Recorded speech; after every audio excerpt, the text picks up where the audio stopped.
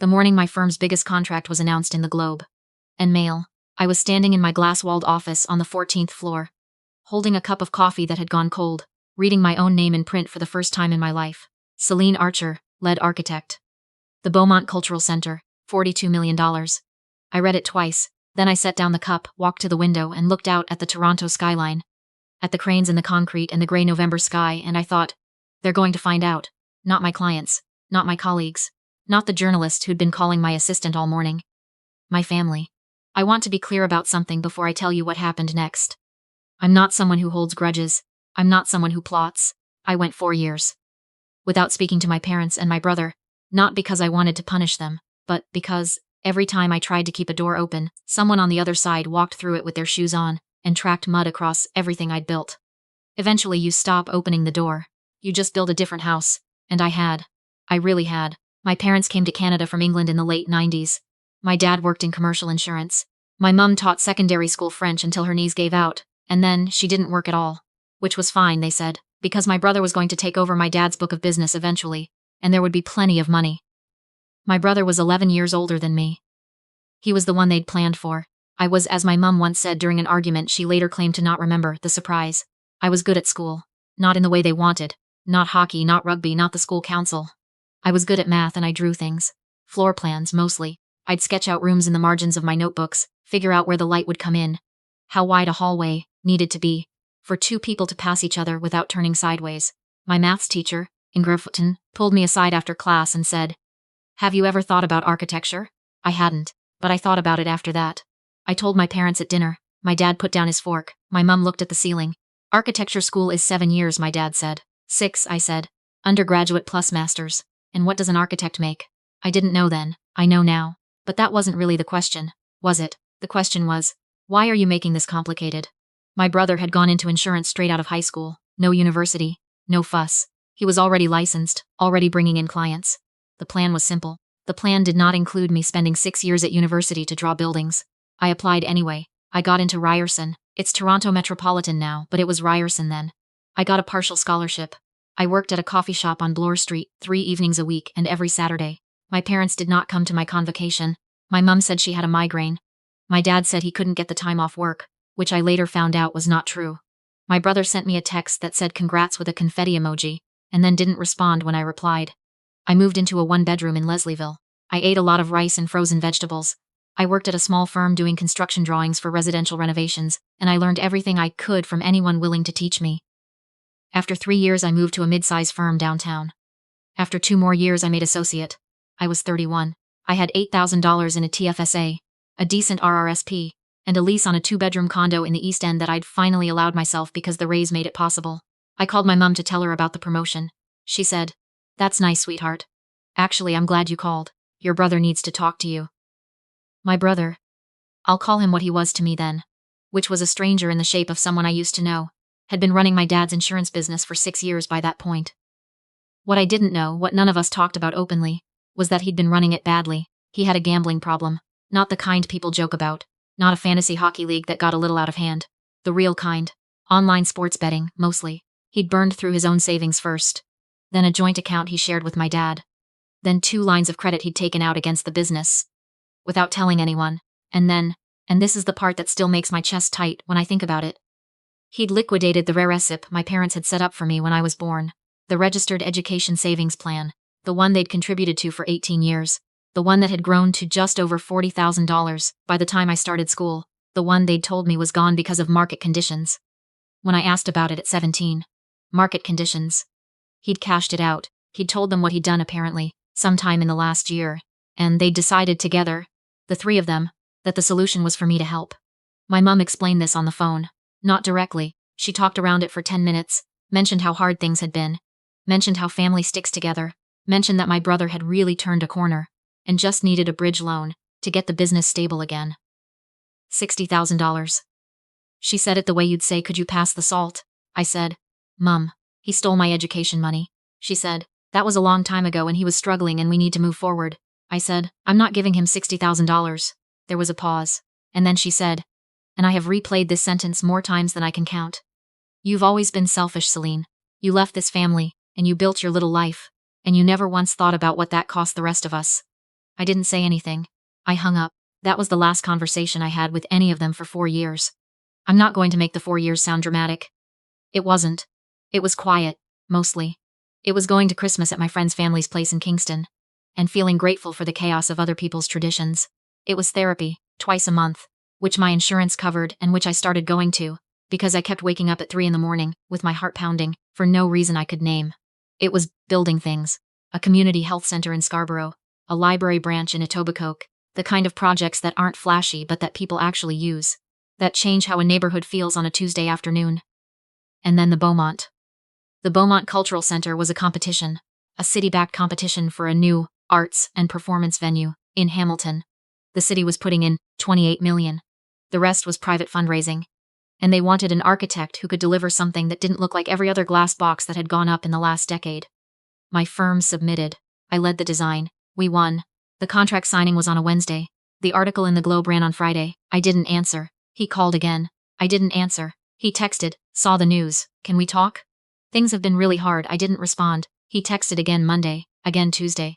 On Wednesday he texted. Mom and Dad want to see you. They're proud of you. Can we just get together? I sat with my phone for a long time. I thought about what my therapist had said once, which was that the door doesn't have to be all the way open or all the way closed. I thought about the $40,000 and the phrase market conditions. I thought about my convocation and my mom's migraine and the confetti emoji. I texted back, I'm busy with the project. Maybe in a few weeks. That was a mistake. Not because I reached out, because I underestimated how much they'd been watching and how quickly they could move. The project had a site visit scheduled for the following Saturday. I drove down to Hamilton early, walked the site with the structural engineer and the landscape architect, spent 3 hours talking through drainage and grade, and how the main entrance would catch the afternoon light. Afterwards I went for lunch at a place on James Street North, sat at the bar with a bowl of soup and my laptop, and went through emails.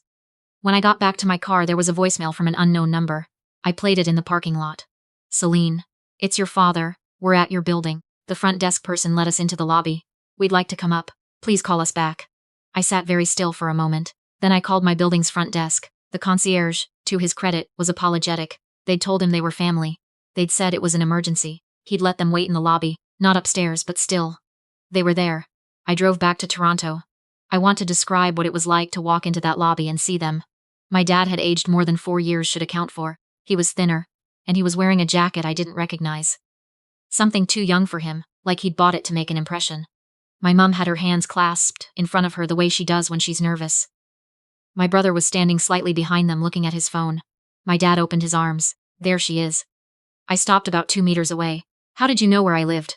We looked you up, my mum said. Selene, please, we just want to talk. My brother looked up from his phone. He'd lost weight too.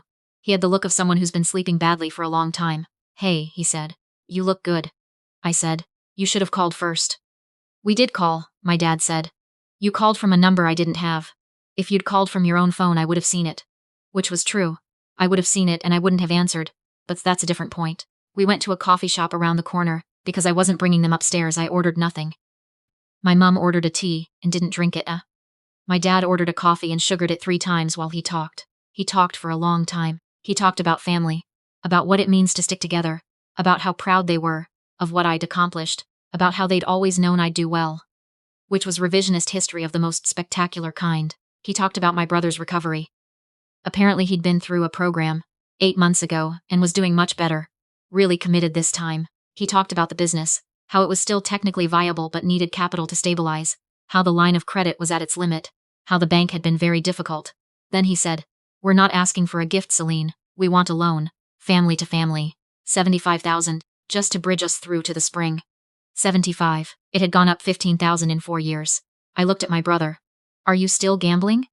He looked down at the table. I've had a couple of slips, but I'm working on it. I looked at my dad. You want me to loan $75,000 to a business that has an active line of credit at its limit, that has already lost money to gambling, and that is being run by someone who, by his own admission, has had recent relapses. My dad's jaw tightened. That's not a fair characterization. It's what you just told me. My mum reached across the table and put her hand on mine. Selene. He's your brother. I moved my hand away, not dramatically, just away. I know who he is. You've done so well, she said. This contract, $42 million. I mean, obviously not all of that goes to you, but none of it goes to me, I said. I'm an employee, I get my salary. The firm gets the fee, but you must have savings. You must have investments. That's not information I'm going to share with you. My dad set down his coffee cup. His voice changed. It got quieter, which with him is always more dangerous than loud. We supported you your whole life. You stopped supporting me when I was 18, I said, which is legally when you were required to stop. We're your family. Yes, I said. You are. And 4 years ago your family asked me to cover up a theft and I said no. And I haven't heard from any of you since until my name was in the paper. I paused. I'm not going to pretend I don't notice the timing. My brother looked up. That's not fair. I've texted you. When the article came out, he didn't answer. We sat there for a moment in the specific silence of a conversation that has gone, where everyone knew it was going, but no one wanted to be the first to acknowledge. Then my dad said, I expected more from you, after everything, and I thought, there it is, the ledger, the debt they'd been keeping this whole time, adding to quietly, waiting to present. I said, I'm going to tell you something, and I want you to actually hear it. I kept voice even. I'd had 4 years and twice monthly therapy to get to even. When I was 17, you told me the RESP was gone. Market conditions. I believed you. I went to school anyway. I worked 40 hours a week to pay for it. I took on debt that I spent 6 years paying off. Last year I found out that the money wasn't gone. My brother took it. And you knew. And you said nothing. And instead of ever addressing that, you called to ask me to pay it back in the form of a loan to the same person who took it in the first place. I stopped. I'm not doing that. I'm not doing that because it's not the right thing to do. Not for me, not actually for him either. My mum started crying. Small, controlled tears. I'd seen them before. We're going to lose the house, she said. If the business goes under, we're going to lose the house. I know, I said. I'm sorry that's happening. I genuinely am. Then help us. No, they left. My brother walked out first without saying goodbye. My mum hugged me at the door and whispered something I couldn't hear properly. My dad shook his head and said, I hope you can live with this. I went back upstairs. I made tea. I sat on my couch for about an hour and looked out the window at the lake. Then I called my lawyer. Here's the thing about finding out, 4 years after the fact, that your registered education savings plan was fraudulently liquidated by a family member. There's actually quite a bit you can do. The RESP contributions, the original principal, were government money, Canada Education Savings Grants, federal money, and the way the plan had been structured, with me as the sole beneficiary, the liquidation without my consent, or my parents' exclusive authority over the funds, was a matter my lawyer found very interesting indeed. My lawyer. She is exceptionally good, and I will not give her name here because she deserves her privacy. Spent 2 weeks going through the documentation I'd managed to gather. Bank records. The original RESP account statements I'd requested from the institution. A paper trail that my brother, who is many things but not a careful financial criminal, had left in reasonably clear form. You have options, she told me, over the phone. On a Tuesday evening when I was eating leftover soup at my kitchen counter.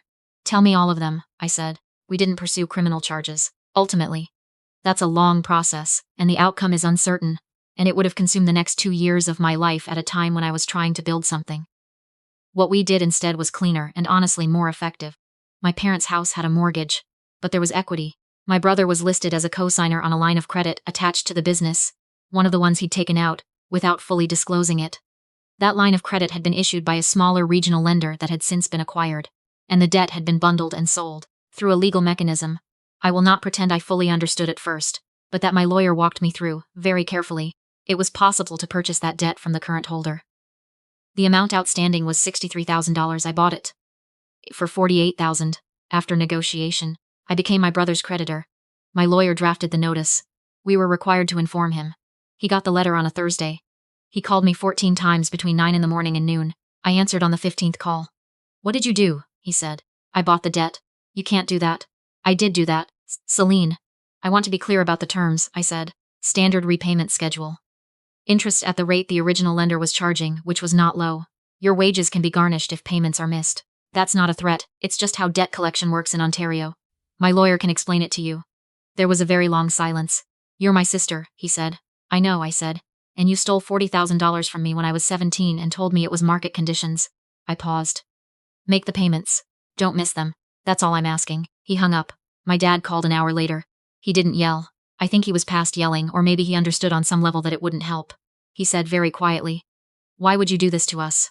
I didn't do anything to you, I said. I purchased a debt that already existed. I didn't create it. I didn't make the terms. I'm not adding anything to what was already there. You know what this means for the business. I do. And for the house. Yes. And this is what you want. I thought about it for a real moment. Not a dramatic one. Just an honest one. No, I said. What I wanted was a family that showed up to my convocation. What I wanted was to not spend 6 years repaying debt I could have avoided. What I wanted was a phone call that said I'm sorry before it said we need money. I stopped. I don't want any of this, but I'm also not going to keep paying for choices I didn't make. He hung up too. The business didn't survive the spring. My brother found work with another brokerage, not managing, just processing. He makes the payments. He has not missed one. I don't take any pleasure in it. My parents sold the house and moved to a condo in Oshawa. My mum emailed me in March, a brief email, just a few lines. She said she hoped I was well. She said the condo was smaller than she'd expected, but the light was nice in the mornings. She said she was sorry for the things she'd said 4 years ago. I read it 3 times. I wrote back. I said thank you, and that I hoped the light kept being nice, and that I was well. It wasn't a reconciliation. It was a beginning of something I don't have a word for yet. Something that might, over a long time, with a lot of care and a lot of honesty, become something real. Or it might not. I don't know. I'm 34 years old. I'm standing in my glass-walled office on the 14th floor, and the Beaumont Cultural Center opens in 8 months. And my name will be on the building, in letters I can already picture from the street. Some mornings I think about the RESP, the $40,000 I didn't have when I needed it. I don't do the math on what that money would have become. That way leads nowhere good. What I do instead is this. I made a donation, in my name, to a scholarship fund at Toronto Metropolitan University. Architecture students with demonstrated financial need. The amount was $40,000. I didn't announce it. I didn't tell my family. It wasn't about making a point. It was about closing a circle. It was about taking something that had been taken from me and putting it somewhere. It couldn't be taken again. Somewhere it would keep moving, keep building, keep making something out of nothing. For someone who needed a reason to believe the work was worth it. I know it is. I've always known.